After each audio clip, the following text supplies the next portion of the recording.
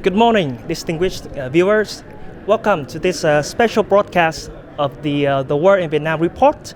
My name is Quang, and I will be your host today. And we are extremely honored to host two distinguished figures. First, I would like to introduce His Excellency Dato Tan Yang Thai, Ambassador of Malaysia to Vietnam, and Dr. Damien Hickey, Regional Director for Southeast Asia at the Tony Blair Institute for Global Change. Thank you so much for joining us today. Thank you. And so today we gather here to delve a bit into the discussion and the outcomes of today's ASEAN Future Forum, which is being held right now in Hanoi, Vietnam. And this marked a significant milestone of ASEAN's journey towards the future and addressing the regional challenges and opportunities. And first of all, on behalf of the World Vietnam Report, I would like to extend our deepest thank you to both of our speakers here today. And without any further ado, I would like to ask Your Excellency, Ambassador, can you please share with us your opinion of today's ASEAN Future Forum, which is the first edition and it's being held here in Vietnam. And what do you think are the roles of Vietnam in bringing the future issues to the multilateral agenda of the region as well as the world? Thank you very much for giving me the opportunities to have a talk with you today. I think the forum today, the ASEAN Future Forum 2024, which is inaugurated by Vietnam, is very important and timely one. It is because this is an important topic for ASEAN to be discussed, to see what the future is holding for us.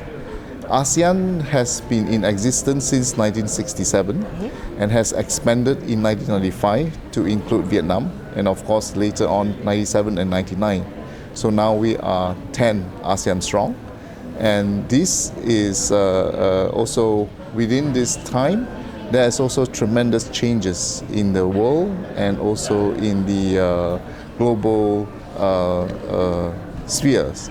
So what I wanted to say is that it is time for us to now sit down and talk about what do we want to bring about the future within ASEAN. ASEAN is a very dynamic organization, and we have been very successful, has been provided stability, peaceful development for more than half a decade. How do we need continue this success? I think this is one of the key issues that we discuss, or how we have gather the information that we are discussing this morning. Thank you. Professor Hickey, what are your thoughts on how Vietnam brings to the table of addressing the future issues that the whole region and as well as the world is facing right now? Sure. Thanks very much for the question, and I absolutely reflect His Excellency's remarks about the remarkable history that ASEAN has had and the amazing opportunities that lie ahead of ASEAN, which will be talked about later today and this morning through the Future Forum. I think Vietnam is a very appropriate place to host this. I think Vietnam is an extremely interesting and forward-looking country, a very significant presence in the region, and absolutely a growing international reputation. Particularly its economic development over the past few decades has been very impressive, and I think that has coincided with an increase in Vietnam's strategic weight. And I think it's very appropriate that the Prime Minister has decided to convene this at this time. I think it's extremely timely. I think there is plenty to build on in terms of where ASEAN can be going. There are some serious questions and challenges, as you mentioned, particularly around the geostrategic environment in which ASEAN is placed, and also some of the rapid changes that are happening in technology and in climate change, obviously.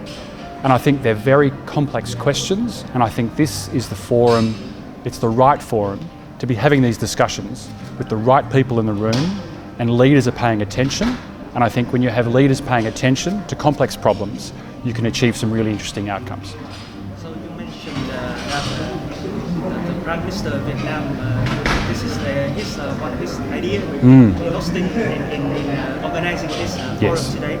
So on his opening remarks, he said that never has ASEAN been in such an advantageous challenge as it is today, and never has it faced as many challenges as it does now. So, do you think that what are your thoughts on this statement, and how can ASEAN enhance its role in, especially its ASEAN centrality to the peace, stability, and prosperity of the region and the world? I completely agree with what the Prime Minister said. I think ASEAN has some amazing strengths. One of those is its diversity. I think it's an amazing array of people's history, culture, and ability, and creativity. And I think there's an amazing opportunity there, if those resources can be pooled, to achieve some amazing things on some of these very complex issues.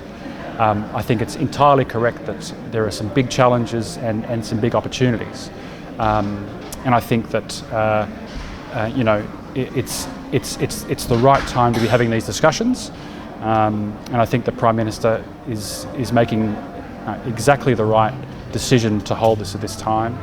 And I'm confident that the results that come out of this forum will be very important building blocks for ASEAN as it develops post-2025. And it's really got the ability to shape the global conversation on the big issues around climate change, technology, regional security, and sustainable economic development. So, thank you. We are very lucky today to have His Excellency Ambassador Dato Tan Yang Thai as a very responsible member of the ASEAN. What do you think is your perception, your comments on the speeches of our ASEAN leaders in the opening sessions? Yes. And what are your thoughts on the, as Dr. Professor Hickey just mentioned about the non-traditional threats and issues that ASEAN is fixing right now? Yeah, the speeches, especially by Prime Minister Pham Minh Chinh and the Prime Minister of Laos, and also my Prime Minister, has resonated to the theme of uncertainty and also global challenges that is upon ASEAN. And there's no time for ASEAN to sit around and enjoy the success and all, but we have to have a sense of urgency to tackle these challenges that is facing us right now. And I think this forum that Prime Minister Pham Minh Chinh has initiated is a very timely one in order for us to get all the experts together to discuss about what is next for the ASEAN. And it is very important for ASEAN and also the ASEAN's future, and also include ASEAN youth. I think the youth is the future of ASEAN, and we need to engage the youth, in order to bring ASEAN to the next level. I think awareness of ASEAN, as well as the responsibility of the ASEAN youth to act as a unison, as a community.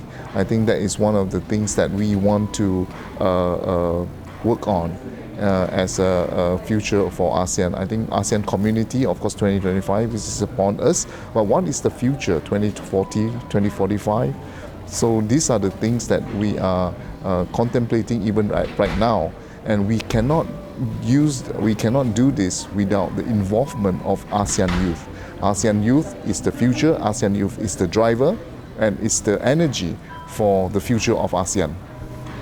Funny you mentioned about the ASEAN youth, because yesterday the Secretary General of ASEAN, Dr. Cao Kim Hoon, had an interface with the ASEAN youth in not only in Vietnam but also for the whole region. ASEAN youth. And you mentioned about the key factor of youth, and what is your comment on the how we should professionally how we should enhance the role of the youth in ASEAN? Well, this is a great question because I think it engages one of the key issues that this future forum should really tackle in a serious way, and that's technology. I think the best way to engage youth in ASEAN, but in the world generally, is through engaging through technology. They are the most digitally literate part of the population. They are at home in a digital environment. I think governments need to reflect that through making technology drive policy decisions, opening up the door for the amazing opportunities that are presented through digital government. There's some amazing stuff that can be done in key areas like healthcare, education, financial inclusion, service delivery. Technology enables some amazing things to be done there through data-driven, evidence-based policy, increased transparency, and far more feedback and connectivity between citizens, particularly young citizens, and government. And I think there's a few fundamental things that need to be agreed on in terms of the building blocks for that engagement. But once we get into that area, I think the possibilities are endless. So we all know how important it is that digital transformation for not only for ASEAN member states but for the whole world. So, but it brings to the table that the key for the key result of digital transformation is, in fact, socio-economic development. And so for the first session of today's forum, we talked about the rapid development of ASEAN, but also it must be sustainable. So, right now we all know that ASEAN is the 5th largest economy in the world and one of the fastest growing. But however, the development between member states of the bloc is uneven. Yeah. So, what are your thoughts, Your Excellency, on what should we do? As what should ASEAN do to overcome this challenge? Yeah, I think just now Damien have touched on the digitalization, and that is a key for all ASEAN youth, no matter where they are from, to have an equal platform, to be able to, for them to be empowered, for them to be have access to the market, and also have access to the information. Digitalization is the key. But at the same time, I would also like to mention that this morning all the panelists has also agreed the strength of ASEAN is actually diversity. So the diversity of ASEAN, including the diversity of culture, the different levels of developments, and actually that is a strength for ASEAN. And yes, we have the tools for us to create a more equal society, or rather ASEAN youth across the region. But at the same time also we need to preserve diversity. I think this is the key for the success of ASEAN. And I always remember ASEAN, the key words for ASEAN is the ASEAN consensus. And the ASEAN consensus among the leaders is one of the reasons why we have continuous peace and stability and development for ASEAN region, and without war for more than 50 years. And this is a very, I think it's an achievement in itself, as if you compare to the world that we are living today. I think we should reflect sometime on how ASEAN has come this far, and so we also should be mindful of how we should, from today going forward, to preserve and to be more advanced, and to give opportunities for our youth, ASEAN youth, in the future. Yes, so thank you. And I just want to add that, as the sessions and the panelists have said, that our region, the Southeast Asian region is a region of peace, and we can achieve that peace through cooperation. Yes. With not only between members of ASEAN, member states of ASEAN, but also with between ASEAN and its dialogue partners. Yes. So, Professor Hickey, as a representative of a international organization, and how do you assess the prospect for cooperation between the governments of ASEAN member states with research institutes, universities, and as well as the people of ASEAN? I think that's another very good question, and I think the future of government is going to be through greater cooperation. I think we all now know that in the interconnected global environment we now live in, countries just cannot go it alone anymore. They must cooperate. ASEAN is an outstanding example of what that can achieve. It's an historical example, but ASEAN can also show the way in the future how that can be even more effective. But there is a very important role for non-government organisations, for corporations. You know, I think we need to start breaking down these divisions between what government is responsible for and what companies are responsible for, and what other stakeholders, community stakeholders, are responsible for. They need to work together. I think there's far more that can be achieved when stakeholders are included as part of the consultation process, and not just as a token consultation, but really as part of the policy-making process. We're doing a lot of really interesting work in ASEAN with ASEAN leaders, and we always work with partners because you get a far better understanding of the issues at play, and governments, they learn far more when they engage stakeholders outside of government, particularly in areas of technology that I mentioned before, but also in big complex policy areas like climate change. It's inevitable that organisations and governments are going to need to work far more closely together to get to these solutions that everyone wants. So, thank you for sharing such insightful thoughts and shedding light to us on the critical issues that ASEAN is facing today. And we can agree that it's clear why there are a lot of challenges, but also opportunities for growth and cooperation remain robust. And we appreciate your time and the depth of your discussion with us here today.